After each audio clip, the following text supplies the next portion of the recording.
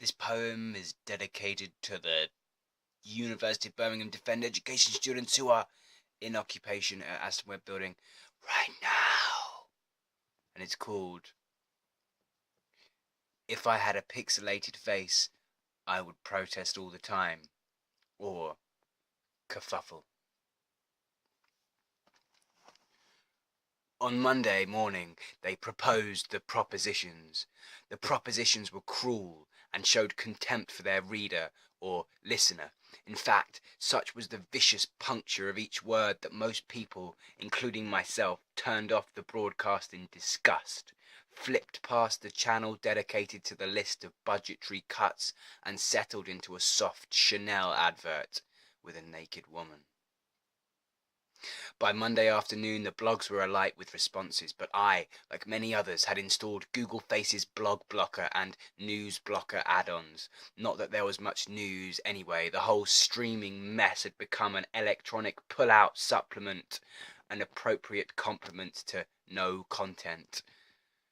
Monday evening, the bombs fell in the other kingdoms.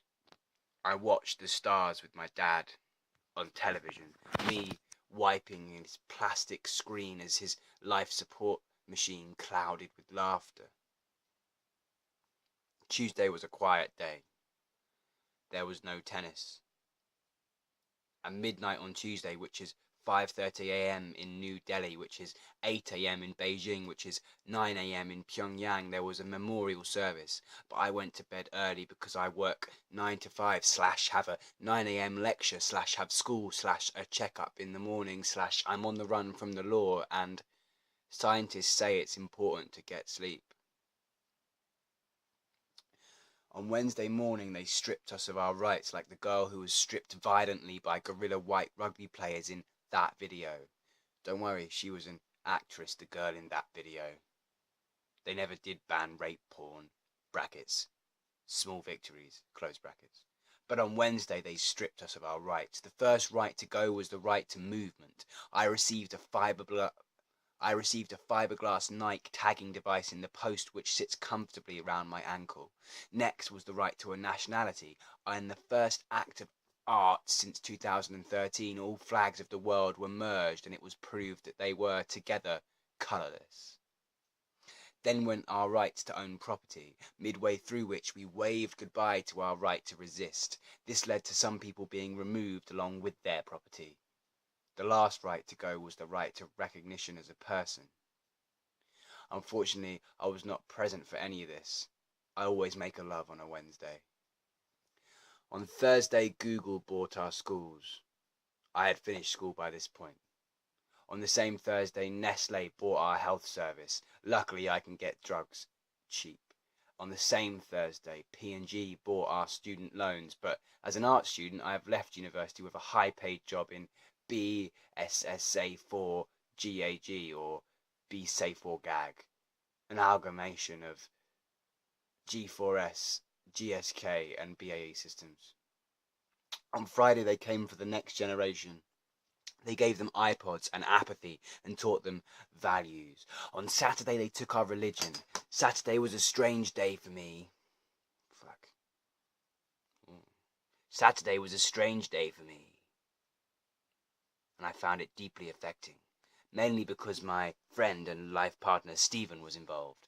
We had planned to play canasta with Marjorie and Claire, from the neighbourhood watch, but Stephen didn't show up with the Tia Maria, which we were in desperate need of for our cocktails.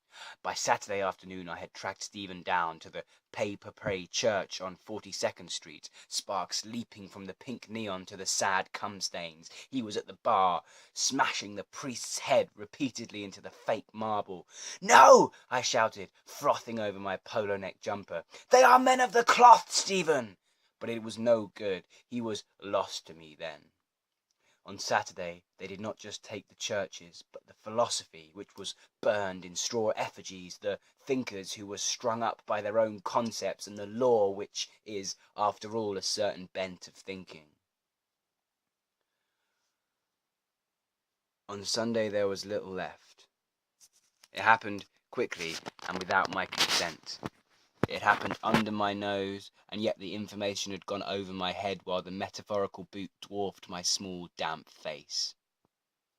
They left footprints in my clothes and money in my pockets which I didn't trust to be real. I ate it because they took away the taste of... Now, which supermarket was it again that had the best chorizo? Or was it a stall in Spain, which now firewood it is in the last remaining kingdom with no king? They're just people like me, milling around, wondering why the remote doesn't work and searching for batteries amongst the rubble. It's like the scene in Saving Private Ryan, except the only emotion is annoyance, threatening to fray out our jumpers or poke its head out of our collars. Annoyance as we look for batteries, at a loss for what else there is to do.